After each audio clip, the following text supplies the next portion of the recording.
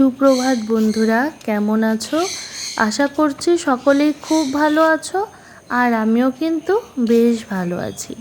আমার নতুন একটা ভিডিওতে তোমাদের সকলকে স্বাগত জানিয়ে আজকের দিনটা শুরু করছি। আশা করছি তোমরা যেখান থেকে আমার ভিডিওটি দেখছো সকলে অনেক অনেক আনন্দে আছো। সকালবেলা এই ফুলগুলো দেখে না মনটা যেন ভরে যায়, তাই না? দেখো কত রং বেরঙের জবা ফুল, আমার কিন্তু বেশ ভালো লাগে। তবে ইচ্ছে করে কি আরও অনেক ধরনের যদি বাড়িতে জবা ফুলের গাছ থাকতো তাহলে আরও বেশ ভালো হতো। সকালে তো মেয়ে যাবে স্কুলে, তার জন্য আজকে না সুজি বানিয়েছিলাম, সুজি দিয়েছি ওকে স্কুলে। ও সুজিটা খুব একটা ভালোবাসে না, তবে প্রতিদিন ওই গোলা রুটি পরোটা এই সব কিছু কিন্তু নিয়ে যাওয়া খুব একটা ভালো না এই গরমের মধ্যে। তার মধ্যে যা গরম পড়েছে কি আর বলবো। তবে আজকে না আগের থেকে ভেবেই রেখেছিলাম যে ঘরটা একটু পরিষ্কার করব। তোমাদের সাথে তো শেয়ার করেছিলাম সেই কবে থেকে ভাবছি ঘর পরিষ্কার করব, কিন্তু পরিষ্কার আর করতে পারছি না। তবে জানালার ওই সাইডের পাল্লা দুটো না আর খুলতে পারলাম না, এত টাইট হয়ে রয়েছে খুলতেই পারলাম না। এগুলো না ছেলে মানুষ ছাড়া খোলা হবে না। তো ও তো চলে গেছে আর কি মেয়েকে স্কুলে দিতে। তো আজ কি হয়েছে, ও তো কখনোই মানে একটু যে হাতে হাতে করবে, হেল্প করবে ওইসবের মধ্যে নেই। খালি বলবে হ্যাঁ তোমার দুদিন পর পর ঘর পরিষ্কার করা এসব বলবে আর কি। তো যাই হোক, ওকে বলেছিলাম কি একটু জানালাগুলো বাইরের থেকে একটু মুছে দিতে, তাহলে না মানে ভালো করে পরিষ্কার হবে আর কি। বাইরের পাল্লাগুলো একটু ওই পাশ দিয়ে মুছে দিতে, তো সেটাও করলো না। সেটা নিয়ে আর কি এক দু কথাতে সকালবেলা একটু লেগেছে। তারপরে একদম মানে ইচ্ছেই করছিল না ঘরটা পরিষ্কার করি। তখন ভাবছি যে সব কিছু যখন বার করেই ফেলেছি, তো এখন পরিষ্কার না করে কি কোনো উপায় আছে? এগুলোকে তো পরিষ্কার করতেই হবে। যেহেতু জানালার পর্দা, বিছানার চাদর সবই মানে ইসে করবো, ধুবো বলে বের করেছি। তো মানে দেখো এদিকে সব কিছু ভেজাবো, ধোবো, তারপরে ঘর পরিষ্কার করব, কত বেলা হয়ে যাবে। তারপরে আবার ওকে আনতে যেতে হবে 10:30টার সময়। আমি তো যাব না আনতে, যাই হোক ওই যাবে, তো আমাকে একটু তো দোকানে বসতে হবে। তো যাই হোক আরও তো সংসারে কাজ আছে। তো এই সব কিছু নিয়ে মাথাটা সেই গরম হয়ে গেছে। তো মা ওইদিকে রান্নাঘরে মাই কাজ করছিল। আমি তো মানে আজকে একটু যে হাতে হাতে করব সেটাও সকালবেলায় করতে পারিনি। তবে সেই রকমভাবে কিন্তু পরিষ্কার করিনি।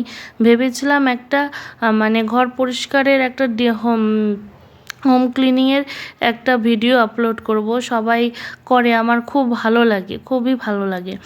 তবে হ্যাঁ ওগুলো না মোবাইলটাকে রাখার মতনও সেরকম জায়গা দরকার, সেগুলোও পাচ্ছিলাম না।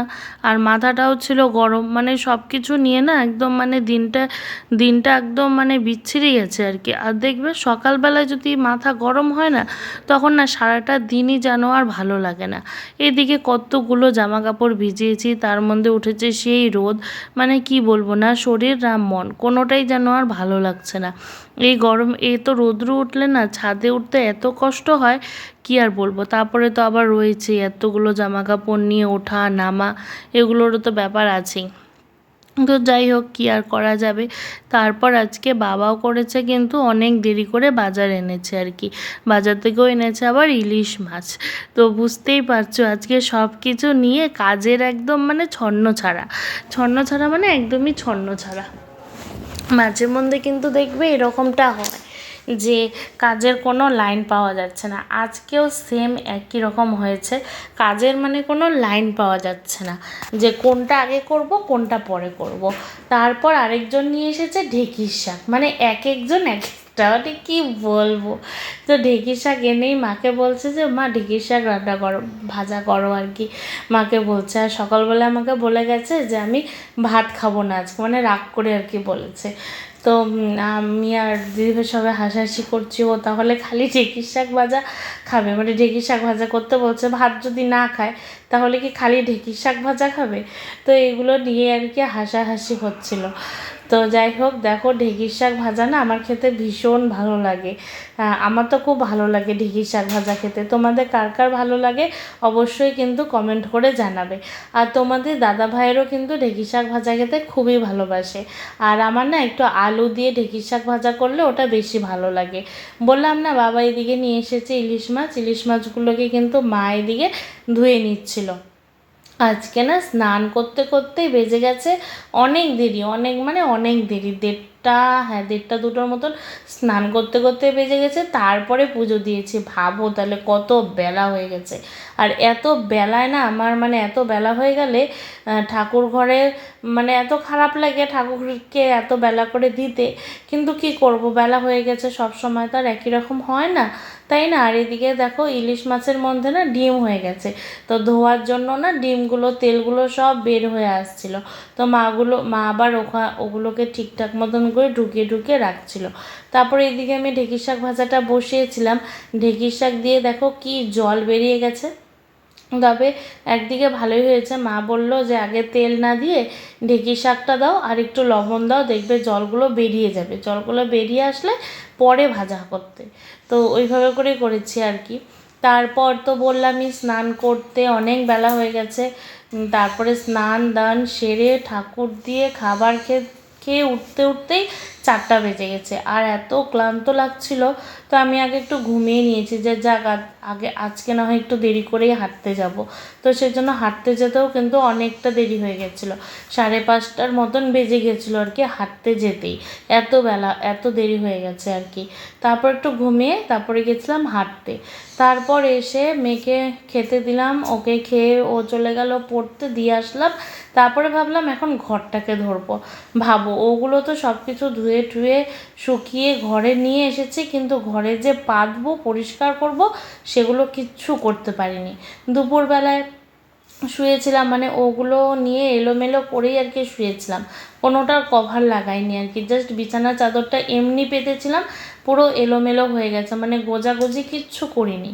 তো ওইভাবে করেই শুয়ে পড়েছি। কি করব, বললাম না এত ক্লান্ত লাগছিল, কি আর বলবো। আর মেন হয়েছে কাশি, এত কাশি হয়েছে, কাশতে কাশতে ও খালি বমি করে, ওর একটু কাশি হলেই হলো ও বমি করে দেয়। তো দুপুরবেলায় যা খেয়েছে সব বমি করে ভাসিয়ে দিয়েছে, বিছানার মধ্যে করেছিল বমি, সেগুলোকে আবার পরিষ্কার করলাম। কি বলবো, সব নিয়ে আজকে একদম নাজেহাল আজকের দিনের অবস্থাটা। একদম সব কিছু তাড়াহুড়ো করে কাজ হয়েছে, একদম সারাটা দিন মাথা গরম গেছে আর কি। তারপর এদিকে দেখো বালিশের কভারগুলোকেও লাগিয়ে নিচ্ছিলাম। তবে বালিশের কভারগুলো না আমার চেঞ্জ করতে হবে, এত টাইট হয়ে গেছে, ভালো লাগে না, একটু ঢোলা হলে না কভারগুলো বেশ ভালো হয়। বালিশগুলোর আন্দাজে কভারগুলো একদমই টাইট হয়ে গেছে। তো এগুলোকেও চেঞ্জ করার ইচ্ছা আছে, দেখি কি হয়, পুজোর আগে করতে পারি কি না। আর এদিকে জানালার পর্দা টর্দা সব লাগাতে হবে। ছাদে গেছিলাম, ছাদে গিয়ে দেখি সে জামা কাপড় শুকানোর পর তো বুঝতেই পারো সবগুলো তো ফুলে যায় একদম, কি বলবো। তবে আজকে না আর কভারগুলো চেঞ্জ করলাম না, যে কভারগুলো সকালে ধুয়েছিলাম ওগুলোই লাগিয়ে দিলাম।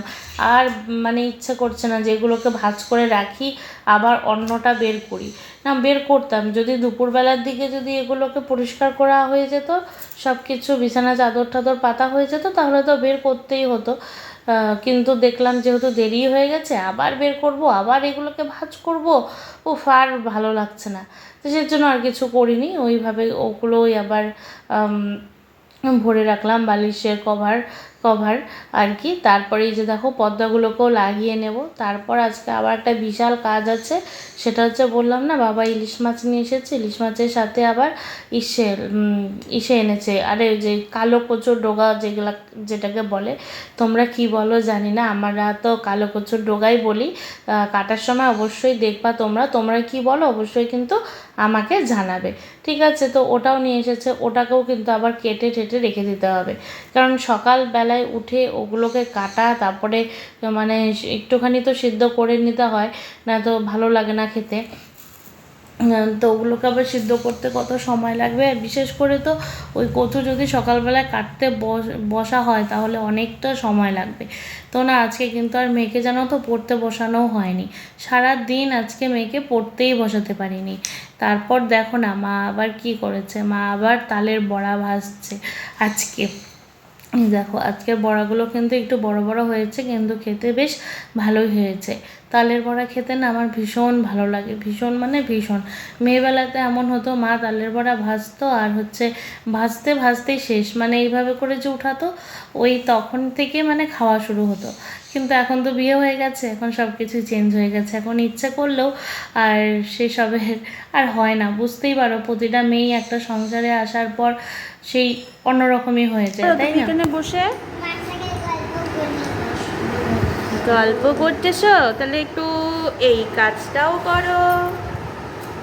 হ্যাঁ, করে দেখাও একটু এই কাজটা। তাহলে না ভাবো, তুমি গল্পর সাথে কাজও করো। এখন কচু কাটা হচ্ছে, রাত্রিবেলায় করে ছুলে রাখছে কচু কালকের জন্য। কচু কেটে রাখা হচ্ছে, আর এই পণ্ডিত বসে বসে বক বক বক বক করে যাচ্ছে শুধু।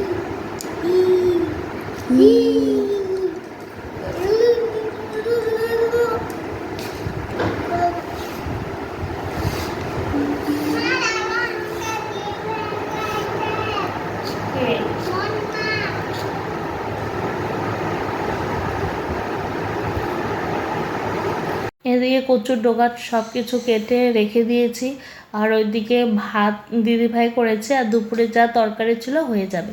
তারপর গিয়েছিলাম একটু বাজারে, কোনো কাজে ছিল না, এমনি ওর বাবা বাজার যাচ্ছিলো, তাই বললাম চলো আমিও একটু যাব। ওই একটু বেরিয়েছিলাম। আর এদিকে দেখো, কাল তো গণেশ চতুর্থী, তো ঠাকুরও চলে এসেছে, সব কিছু আর কি ঠিকঠাক করছে। তারপর এসে ভাত খেয়ে মানে শোবো আর কি। শোয়ার আগে তো আমি আর মেয়ে প্রতিদিনই দাঁত ব্রাশ করি, তো ভাবলাম এইটাও তোমাদের সাথে একটু শেয়ার করি। এই যে আরেকজন দেখো পাকা মেয়েটাকে, ও হচ্ছে ওর মানে ছোটোদের যে ব্রাশগুলো ওগুলোই কিন্তু ওকে কিনে দেওয়া হয়েছে, কিন্তু ওর নাকি ওগুলো একদমই ভালো লাগে না, ও আমাদের মতন বড় ব্রাশ কিনবে। তারপরে কিন্তু এখনও বড় ব্রাশ কিনেছে, ওটা দিয়ে আর কি ব্রাশ করে। তো ওকে রাতে ব্রাশ করিয়ে আমিও ফ্রেশ হয়ে চলে আসলাম। এখন কিন্তু রাতে ঘুম দেব, আর ভালো লাগছে না, আজকে শরীর একদম ক্লান্ত।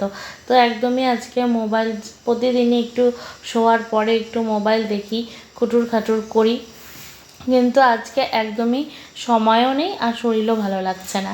তবে যারা টুকটাক একটা দুটো কমেন্ট করে ইউটিউবে, এখন তো মানে একটা দুটো কমেন্ট পড়ছে আর কি, তো প্লিজ তোমাদের যারা ভিডিওটি দেখছো একটু লাইক একটু কমেন্ট, একটা কমেন্ট করো প্লিজ। তোমরা যদি একটু লাইক একটু কমেন্ট করো না, তাহলে কিন্তু আমার উৎসাহটা অনেক বেশি হয়।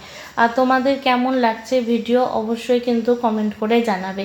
যদি ভালো লাগে তাহলেও জানাবে, আর যদি কিছু খারাপ লাগে তাহলেও কিন্তু আমাকে বলবে যে দিদি বা বোন এটা ঠিক করো, তাহলে কিন্তু আমার বেশ ভালো লাগবে, তাহলে আমার আরও উৎসাহ বাড়বে। তো চলো আজকে বিদায় নিচ্ছি, দেখা হবে আবার নতুন একটা ভিডিওতে।